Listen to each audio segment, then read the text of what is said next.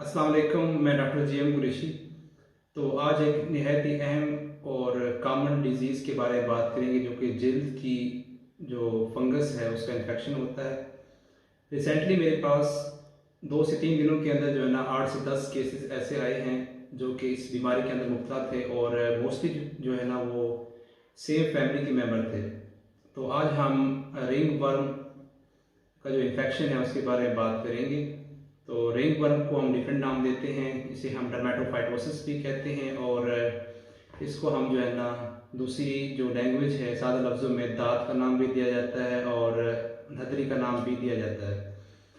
तो ये basically ring worm जो है ना एक मिसनोमर है। बाज़ लोग कहते हैं कि जो है ना सोचते हैं ये जो है ना वर्म का इन्फेक्शन होता है, तो ऐसा बिल्कुल भी नहीं है। ये बेसिकली जो है ना स्किन का फंगल इन्फेक्शन होता है और जो रिंग वर्म है ये बॉडी के किसी भी पार्ट को इफेक्ट कर सकता है। तो डिफरेंट पार्ट्स के लिहाज से हम इस बीमारी को डिफरेंट नाम देते हैं। ये सर से लेकर पाँव तक बॉडी को इफेक्ट कर सकती है। अगर ये सर को इफेक्ट करे, स्काल्प को इफेक्ट करे तो इसे हम टीनिया कैपिटस का नाम देते हैं। इसके अलावा जो है ना अगर नीचे आ जाए तो ये अगर इंसान के जो प्राइवेट पार्ट हैं यानी कि जो ग्रोइन रीजन है उसको इफेक्ट करे तो उस सूरत में हम इसे टीनिया क्यूरोरिस का नाम या फिर दूसरे लफ्ज़ों में जॉक इच का नाम भी देते हैं। अगर नीचे आ जाए तो ये हैंड को इफेक्ट कर सकती है, उस सूरत में हम इसे टीनिया मैनम का नाम देते हैं। और इसके अलावा ये जो है ना जो हमारी फीट हैं उसको इफेक्ट कर सकती है, उस सूरत में हम इसे टीनिया पीडस का नाम भी देते हैं। इसके अलावा जी जो नेल्स हमारे हैं हाथों के और पाँव के उसको भी इफेक्ट कर सकती है, तो इस सूरत में हम इसे टीनिया अनगुएम और दूसरे लफ्ज़ में इसे ओनकोमाइकोसिस का नाम भी दिया जाता है।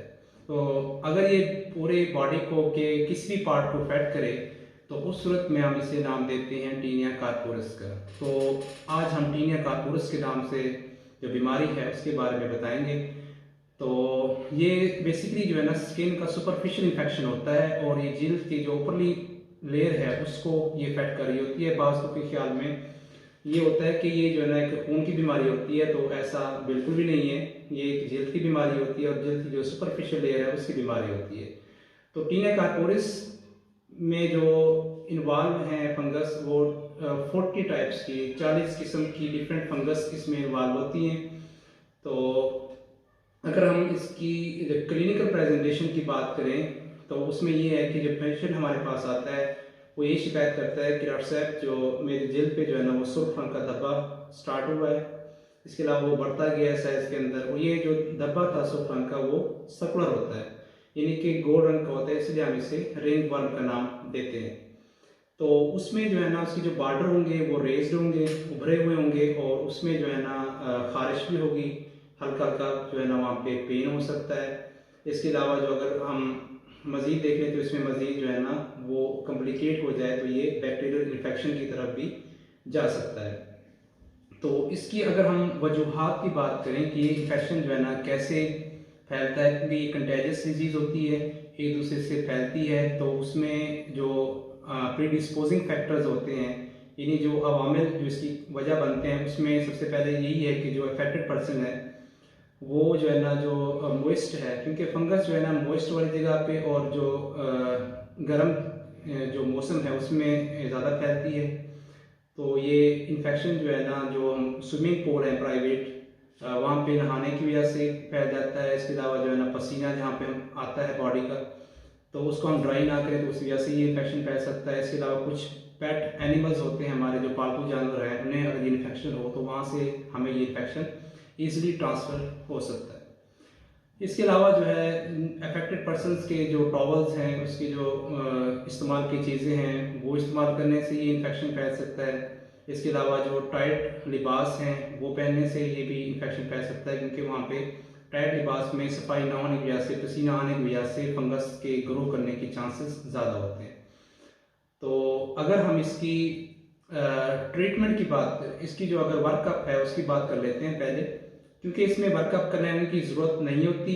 डॉक्टर ज़रा जो है ना क्लिनिकल बेस के ऊपर इसको डायग्नोस कर लेते हैं। अगर ये केस मज़ीद कम्प्लिकेट हो जाए या समझ ना आ रहा हो तो उसमें फिर हम KOH पोटेशियम हाइड्रोक्साइड लेके उसको जो है ना स्क्रैप करके उसका टेस्ट कर लेते हैं। इसके अलावा हम फंगल का जो कल्चर है वो करा के भी इसको इजीली डायग्नोस कर सकते हैं।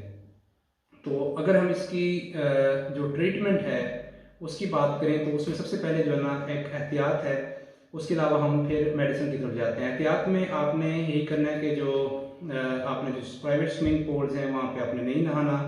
इसके अलावा पसीना आने के बाद आपने अपनी बॉडी को ड्राई करना है।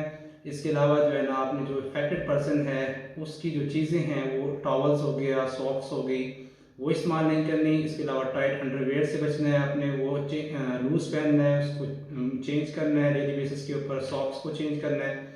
इसके अलावा आपने जो है ना लूज़ और कॉटन के जो है ना वो लिबास पहनने हैं। और इसके अलावा जो है ना आप जो एनिमल्स इफेक्टेड एनिमल्स हैं उससे दूर रहना है। तो ये तमाम चीज़ें करने से आप जो है ना काफ़ी जो है हद तक इस बीमारी से बच सकते हैं।